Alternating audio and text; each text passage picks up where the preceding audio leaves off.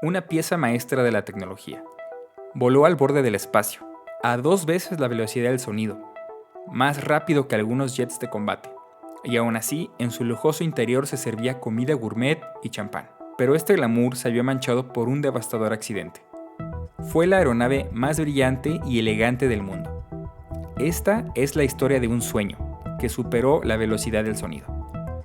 Vámonos a dar una vuelta en el Concorde, el primer y único avión de pasajeros supersónico.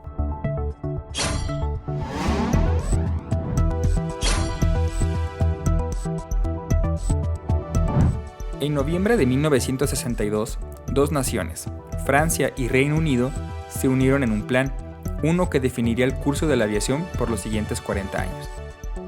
Las empresas Aeroespacial de Francia y British Aircraft Corporation de Reino Unido se unieron para iniciar la construcción conjunta del Concorde. Las aerolíneas Pan Am, BOAC y Air France fueron los primeros clientes para el lanzamiento del avión, con 6 pedidos cada una. El nombre que se le asignó al avión, Concorde, es el reflejo del tratado firmado ante los gobiernos británico y francés, así como las empresas antes mencionadas. La palabra significa concordia, un sinónimo de acuerdo y armonía, que representaba perfectamente la colaboración entre Francia y Reino Unido. En febrero de 1965 comenzó la construcción de 2 prototipos, el Concorde 001, que fue construido por Aeroespacial en Toulouse, y el 002, construido por British Aircraft en Bristol. El Concorde hizo su primer vuelo de prueba el 2 de marzo de 1969 en Toulouse, pilotado por André Turcat. El 1 de octubre de ese mismo año, superó por primera vez la barrera del sonido. En Reino Unido, el Concorde 002 realizó su primer vuelo el 9 de abril de 1969 en el Paris Air Show, para después, entre 1970 y 1971, comenzar a hacer demostraciones de los prototipos para poder captar posibles compradores. Durante su periodo de certificación, el 4 de septiembre de 1971, el Concorde 001 realizó su primer vuelo transatlántico en un vuelo de múltiples destinos desde Toulouse, Francia, pasando por Reykjavik, Islandia, para después cruzar el Atlántico hacia Gander, Canadá, y terminar su viaje en Caracas, Venezuela. Finalmente, el 21 de enero de 1976, despegaron los primeros vuelos de pasajeros. Air France inauguró su servicio de París a Río de Janeiro y British Airways voló de Londres a Bahrein. Meses después, el 24 de mayo de 1976, el Concorde aterrizó por primera vez en suelo estadounidense, en Washington, D.C., y para finales de 1977 iniciaba su emblemática ruta transatlántica, Londres-Nueva York. Había nacido una leyenda de la aviación comercial, resultado de más de una década de innovación conjunta entre 2 naciones. El Concorde impresionaba tanto por su estética futurista como por sus especificaciones técnicas, las características que la física requería para que el avión superara por 2 veces la velocidad del sonido le dieron su elegante e inconfundible diseño. Fue diseñado con un estilo tailless, es decir, sin estabilizador horizontal trasero, y un ala en delta delgada optimizada para vuelos supersónicos. Si algo definía al Concorde a primera vista, era su silueta. Ese fuselaje estilizado, alargado como una aguja y sobre todo sus alas en forma de delta, parecían extenderse como un triángulo elegante hacia atrás. Cuando un avión atraviesa la barrera del sonido, el aire deja de comportarse de una manera predecible. La resistencia aumenta, las ondas de choque golpean la estructura y el calor generado por la fricción puede alcanzar temperaturas que deformen el metal. Para sobrevivir a ese entorno, el Concorde necesitaba un ala capaz de deslizarse con mínima resistencia, y la forma de delta ofrecía la respuesta, fina, alargada y con geometría ideal para sostener el crucero a Mach 2, sin desintegrarse en el intento. El ala delta traía consigo compromisos. A bajas velocidades no era tan eficiente. El Concorde necesitaba despegar y aterrizar a velocidades mucho más altas que un avión comercial normal, a alrededor de 300 o 320 km por hora. Para generar la sustentación necesaria con sus alas, debía levantar el morro con un ángulo de ataque muy pronunciado. Para evitar que la parte trasera del fuselaje rozara con la pista durante esa rotación, el tren principal debía ser particularmente alto, elevando toda la aeronave. Incluso se instaló un pequeño patín de seguridad bajo la cola, para evitar que el fuselaje trasero rozara con la pista en caso de algún despegue demasiado agresivo.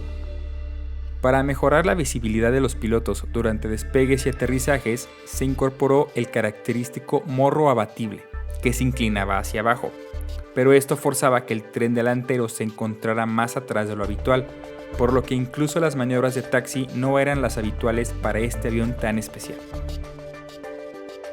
Su fuselaje era estrecho y estilizado, con capacidad para alrededor de 100 pasajeros, en 2 filas de 2 asientos cada una, con un solo pasillo central.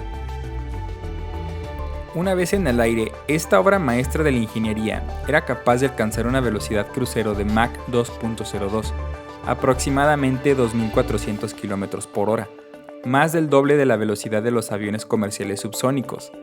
Esta velocidad extraordinaria le permitía cruzar el Atlántico en tan solo 3 horas y 30 minutos, la mitad de un vuelo convencional. Su velocidad crucero era limitada por consideraciones térmicas, ya que a mayores altitudes la fricción atmosférica calentaría en exceso la estructura del aluminio.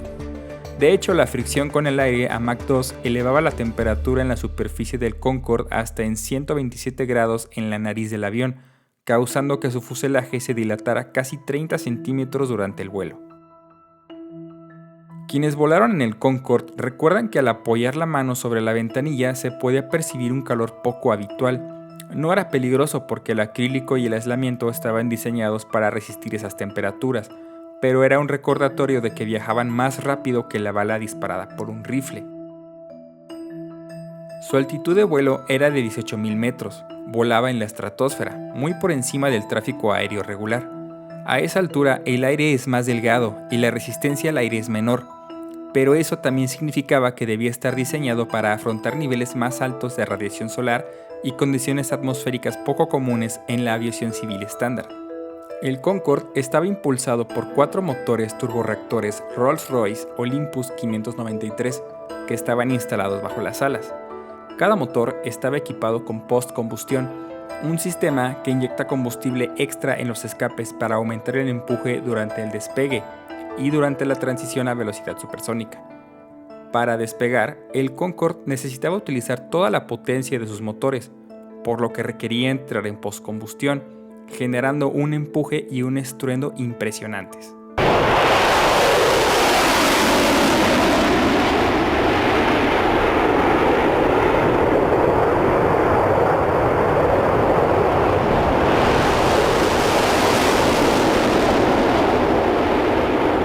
Los motores Olympus le permitían al Concorde ascender y acelerar con una rapidez asombrosa, aunque a costa de un enorme consumo de combustible. Otro apartado impresionante eran los frenos. Fabricados con materiales de carbono, debían disipar una enorme energía cinética. Tenían que detener al Concorde, que pesaba hasta 185 toneladas, en una distancia de 1.600 metros, calentándose hasta 500 grados centígrados, por lo que requerían horas para enfriarse después de cada aterrizaje. Pero más allá de toda la ingeniería, lo que destacaba al Concorde era la experiencia que daba. Viajar en el Concorde era algo reservado para unos pocos privilegiados. Desde sus inicios, se posicionó como un servicio de lujo para empresarios adinerados, así como celebridades y jefes de estado que valoraban más el tiempo que el dinero. Un boleto de ida y vuelta de Londres a Nueva York costaba en promedio $10,000 de la época, por lo que el mercado era muy exclusivo. Las aerolíneas operaban al Concorde con servicio de primera clase, champán, caviar y finos menús a bordo, así como atenciones personalizadas y salas VIP formaban parte del paquete. Aún así, la cabina del Concorde era bastante pequeña y austera en comparación con otros aviones comerciales. No había lujosas camas ni clases separadas, todo el avión equivalía prácticamente a la primera clase. Las ventanillas eran diminutas y el techo bajo, lo que recordaba más a un jet ejecutivo que a un amplio avión de aerolínea. Además, los motores Olympus y la postcombustión generaban un ruido ensordecedor dentro de la cabina. Aún con el aislamiento acústico, era notablemente más ruidoso que un vuelo convencional. Sin embargo, muchos pasajeros describían el viaje con entusiasmo. sabían que formaban parte de un club privado muy reducido y la emoción de volar con el Concorde hacía que todos subieran a bordo sonriendo de oreja a oreja, conscientes de la gran experiencia que estaban viviendo. Una de las anécdotas comunes era la sensación al despegar. Antes de partir, la tripulación advertía a los viajeros que la aceleración sería mucho más fuerte que la de un avión común. En cuanto el Concorde encendía la postcombustión y empezaba a rodar por la pista, los pasajeros eran empujados contra sus asientos por la potente aceleración. El rugido de los motores Rolls-Royce, combinado con la fuerza al ser lanzado por la pista, era algo que ningún otro avión podía ofrecer. En segundos, el aparato alcanzaba velocidades propias de un caza militar y ascendía con una inclinación pronunciada, dejando atrás el aeropuerto con una rapidez que ningún otro avión de pasajeros podía igualar. Muchos testigos en tierra se reunían cerca de los aeropuertos solo para contemplar y escuchar el espectáculo del Concorde despegando o aterrizando, un evento que nunca perdía su magnetismo durante sus 27 años en servicio. Las rutas emblemáticas del Concorde reflejaban su propósito principal, conquistar el Atlántico Norte en tiempo récord. Los destinos habituales fueron Londres, Heathrow y París Charles de Gaulle hacia Nueva York y Washington, conectando las capitales europeas con la costa este de Estados Unidos en menos de 3 horas y media. Este logro permitió, por ejemplo, que viajeros frecuentes desayunaran en Europa y almorzaran en Nueva York el mismo día. Otras rutas incluyeron vuelos a Barbados, Miami e incluso vuelos charters especiales alrededor del mundo. En Sudamérica, Air France realizó durante un tiempo vuelos a Caracas, Venezuela y a la Ciudad de México. Sin embargo, estos vuelos fuera del corredor transatlántico fueron esporádicos o temporales, pues el Concorde encontraba su máxima utilidad en las rutas transoceánicas, donde sí podía volar a Mach 2 sin molestar poblaciones bajo su estela sónica. Es importante destacar que durante sus primeros años, la entrada del Concorde a ciertos aeropuertos enfrentó cierta resistencia por el tema del estruendo sónico, así como el ruido que provocaba en los despegues. Ciudades como Nueva York inicialmente prohibieron sus operaciones por preocupaciones ciudadanas y ambientales.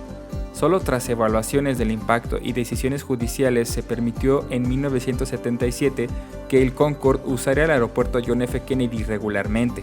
A partir de entonces, el vuelo Londres-Nueva York se convirtió en un símbolo de estatus total. Ejecutivos, magnates y celebridades llenaban a menudo sus 100 asientos. Figuras como la reina Isabel II de Inglaterra, el cantante Elton John o actores de Hollywood figuraban entre sus pasajeros ilustres. Anécdotas como la del músico Phil Collins, quien gracias al Concorde logró actuar en vivo en 2 continentes el mismo día, participando en el concierto Live Aid en Londres y Filadelfia el 13 de julio de 1985, demostraban el verdadero propósito del Concorde: ganarle al tiempo y a la distancia, ofreciendo a sus clientes vivir experiencias imposibles de lograr en la aviación convencional. A pesar de sus hazañas tecnológicas, el Concorde enfrentaba grandes retos operativos que limitaban su éxito comercial. Varios de esos desafíos fueron evidentes desde el inicio de su servicio e incluso contribuyeron a su retiro años más tarde. El Concorde quemaba cantidades de combustible muy superiores a las de un avión convencional. Se estima que consumía hasta 4 veces más combustible por pasajero que un avión subsónico equivalente. Sus motores de postcombustión optimizados para la velocidad y no para la eficiencia requerían enormes gastos de queroseno, particularmente durante despegues y la aceleración a Mach 2. Este alto consumo hacía que sus operaciones fueran muy costosas y lo volvía dependiente de tarifas elevadas y clientes dispuestos a pagarlas. Además, lo hizo vulnerable a las fluctuaciones del precio del petróleo. Tras la crisis de 1973, la economía de volar el Concorde se volvió aún más difícil de justificar. También era extremadamente ruidoso. Sus despegues con postcombustión producían un rugido impresionante que superaba con creces los límites de ruido permitidos por muchos aeropuertos. Y más problemático aún, al romper la barrera del sonido, generaba un estampido sónico o sonic boom que podía oírse en tierra como una explosión lejana.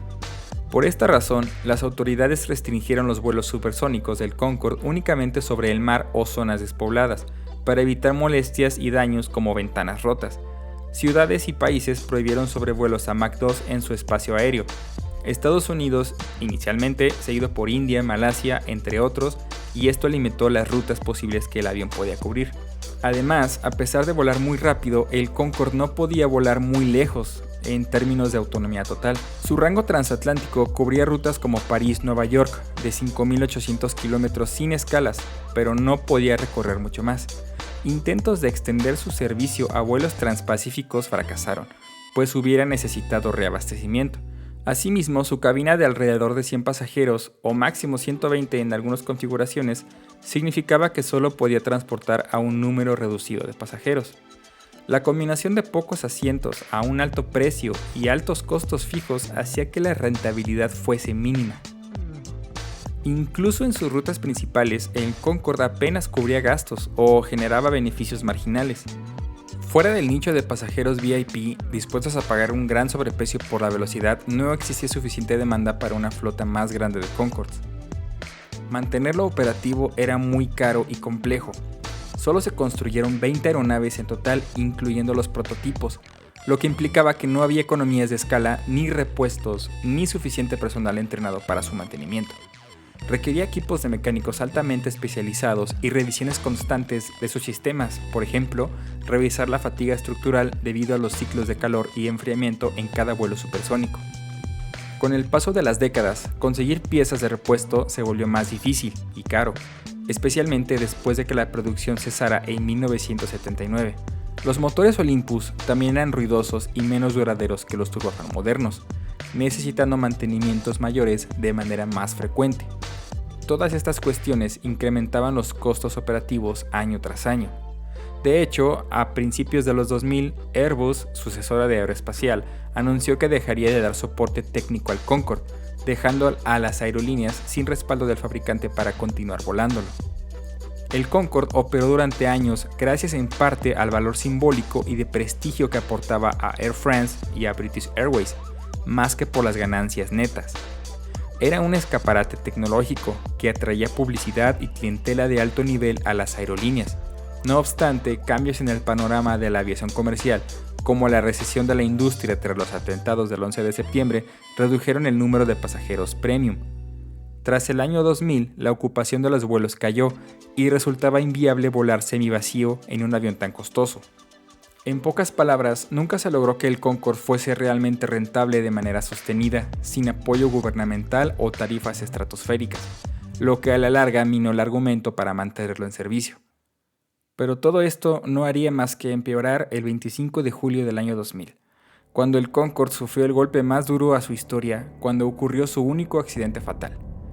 El vuelo 4590 de Air France despegaba del aeropuerto Charles de Gaulle de París con destino a Nueva York, contratado por una compañía de cruceros para llevar a sus pasajeros desde París a Nueva York, donde abordarían un crucero por el Caribe, cuando minutos después de iniciar el ascenso, la aeronave perdió el control y se estrelló contra un hotel en la localidad de Gonesse, a pocos kilómetros de la pista. Fallecieron 113 personas en total, los 100 pasajeros a bordo, 9 tripulantes y 4 personas en tierra. En sus 27 años de servicio hasta entonces, el Concorde jamás había registrado una víctima mortal, lo que le daba fama de ser un avión muy seguro. Esta tragedia, que fue retransmitida por medios de todo el mundo, conmocionó al público e hirió de muerte la reputación del avión. La investigación oficial, dirigida por la Oficina de Investigaciones y Análisis para la Seguridad de la Aviación Civil de Francia, reveló que la causa del accidente fue un evento encadenado, originado por un objeto extraño en la pista. Instantes antes del despegue del Concorde, un avión DC-10 de Continental Airlines que despegó por la misma pista dejó tirada una tira metálica, que era una pieza de titanio. Cuando el Concorde aceleró para despegar, una de sus ruedas pasó sobre la lámina, reventando el neumático a alta velocidad. Fragmentos de la goma salieron proyectados al ala izquierda del Concorde, donde estaban los tanques de combustible. El impacto provocó una onda de choque que rompió una tubería de combustible, causando una fuga masiva de queroseno. Este combustible, pulverizado y calentado, se encendió posiblemente por una chispa eléctrica de cables dañados, desatando un incendio en el motor número 2, que afectó también al motor número 1. En cuestión de segundos, el ala izquierda ardía mientras los pilotos luchaban por ganar altitud. Con dos motores perdiendo potencia y arrastrando llamas, el Concorde no pudo ganar velocidad suficiente y entró en pérdida. El comandante Christian Marty realizó un esfuerzo heroico para desviarse de zonas pobladas. Logró orientar el avión hacia un área despejada antes de que cayera envuelto en fuego. El choque y el incendio subsecuente no dejaron sobrevivientes. El desastre del vuelo 4590 puso fin de golpe a la impecable hoja de seguridad que el Concorde ostentaba. Inmediatamente, las flotas de Air France y British Airways fueron suspendidas de servicio mientras se investigaba lo ocurrido. Durante más de un año, el Concorde no pudo transportar pasajeros y solo tras implementar modificaciones de seguridad pudo obtener autorización para volver a volar. Las mejoras incluyeron revestimientos en los tanques de combustible utilizando materiales de Kevlar, nuevos neumáticos más resistentes y algunas actualizaciones en el cableado y sistemas electrónicos. Con estas modificaciones, en noviembre del 2001 se restablecieron los vuelos comerciales, con un gran recibimiento mediático y de pasajeros fieles. Sin embargo, el daño ya estaba hecho. Aunque oficialmente se declaró al Concorde nuevamente seguro para volar, la confianza del público y la demanda nunca se recuperaron del todo. Muchos clientes potenciales, incluidos viajeros frecuentes, se mostraron renuentes a volar en un avión que había protagonizado imágenes tan terribles. El accidente también implicó costos enormes, modificaciones técnicas, procesos legales, incluyendo juicios donde eventualmente se declaró culpable a Continental Airlines por el elemento caído en la pista. Esto también incrementó las primas de seguro del avión. Todo ello agregaba presión a un programa que ya venía frágil en lo financiero. En retrospectiva, el accidente del vuelo 4590 se considera el catalizador que aceleró el final de la era del Concorde. Tras ese 25 de julio del año 2000, el Concorde nunca volvió a ser visto con los mismos ojos y su retiro, que quizás era inevitable años más tarde, se adelantó significativamente. El retiro del Concorde se anunció oficialmente en abril del 2003 y se concretó hacia finales de ese año, marcando el fin de los vuelos comerciales supersónicos.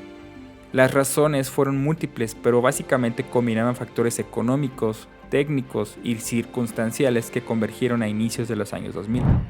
Según comunicaron British Airways y Air France, los motivos principales de la decisión fueron la drástica caída en los números de pasajeros tras el accidente, el creciente costo y la dificultad de mantenimiento de los aviones, así como la baja demanda debido a la recesión de viajes en avión tras el 11 de septiembre. Asimismo, cada Concorde requería inversiones importantes para seguir volando de forma confiable, dado el envejecimiento de la flota, que ya tenía casi 27 años en servicio, y la necesidad de cumplir con estándares de seguridad más altos. Otro factor clave fue la falta de modernización del Concorde. A diferencia de otros diseños de su generación que tuvieron múltiples versiones mejoradas, el Concorde que volaba en el 2003 era esencialmente el mismo que en los años 70. No se desarrollaron variantes con motores más eficientes ni con materiales compuestos más ligeros, en parte porque no existía un competidor directo que lo presionara a evolucionar. Esta obsolencia relativa hizo que a comienzos de los 2000 sus sistemas y rendimiento ya no fueran tan impresionantes frente a los nuevos aviones de lujo, mientras que sus inconvenientes como el ruido y el alto consumo de combustible seguían intactos. Por otro lado, el apoyo gubernamental que había sustentado al Concorde décadas atrás ya no era políticamente viable. En una industria aeronáutica globalizada y privatizada, subsidiar un avión tan elitista no tenía sentido para los gobiernos. Así que sin repuestos ni certificación, operar el Concorde más allá de esa fecha sería imprudente y costoso. Y así, Air France realizó su último vuelo comercial el 30 de mayo del 2003, despidiéndose con honores de sus Concorde en París. Y British Airways, por su parte, programó varios vuelos finales de despedida, siendo el 24 de octubre del 2003 el día en que 3 Concorde aterrizaron sucesivamente en el aeropuerto Heathrow y se retiraron oficialmente del servicio activo. Un mes después, el 26 de noviembre, tuvo lugar el último traslado ferry de un Concorde a Inglaterra, poniendo un punto final en la era supersónica comercial. El retiro del Concorde fue recibido con gran tristeza por entusiastas de la aviación y con nostalgia por parte del público. Multitudes se congregaron en los aeropuertos para ver sus últimos aterrizajes, y los medios cubrieron extensamente el fin de una era. No obstante, la industria entendió los motivos.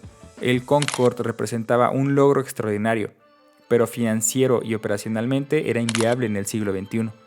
Sus hazañas quedaron en los libros de historia y las aerolíneas volvieron a enfocarse en aviones más eficientes, cómodos y de largo alcance que dominaron las décadas siguientes.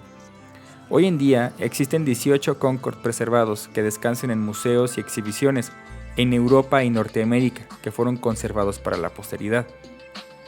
Lugares como el Museo del Aire y el Espacio de Le Bourget en París, el Intrepid Sea Airspace Museum de Nueva York, el Aerospace Bristol en Reino Unido o el Museo Técnico de Sinsheim en Alemania albergan estas icónicas aeronaves.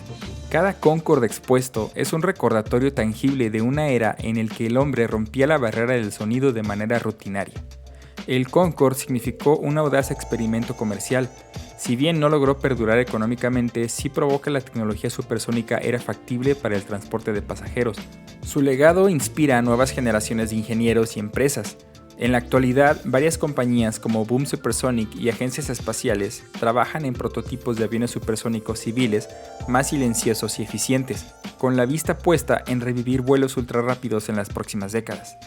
Hasta que esto ocurra, el Concorde permanecerá solo en su clase, como el único avión que combinó elegantemente la aviación comercial con la frontera supersónica. Su historia, con sus triunfos y lecciones aprendidas, sigue siendo un capítulo fascinante que nos recuerda el eterno deseo humano de volar cada vez más rápido, más alto y más lejos. Gracias por llegar hasta el final. Te agradecería que me regales un like si es que el video te gustó y que te suscribas para seguir conociendo más de esto que nos apasiona. Hasta el próximo despegue.